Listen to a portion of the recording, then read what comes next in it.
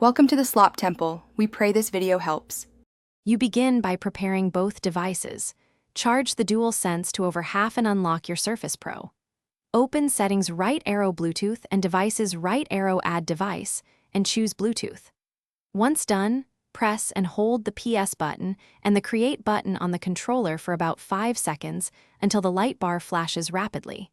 This puts the controller into pairing mode. You're doing this because Windows needs an active BLE advertisement from the controller to detect it.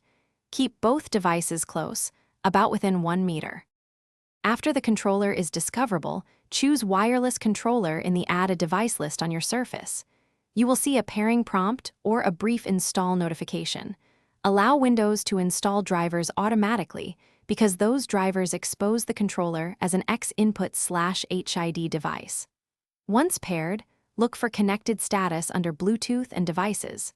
Then, open Xbox Game Bar or Steam Big Picture and Test Input. Press the PS button or move sticks to confirm.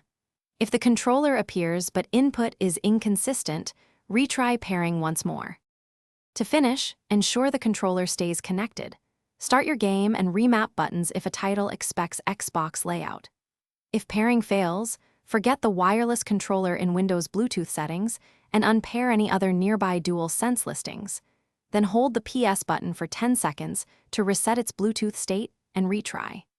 Make sure Windows and Bluetooth drivers are up to date and restart the Bluetooth adapter from Device Manager if needed. This troubleshooting tip resolves most connectivity hiccups quickly. Thanks for watching. Consider subscribing if we helped you.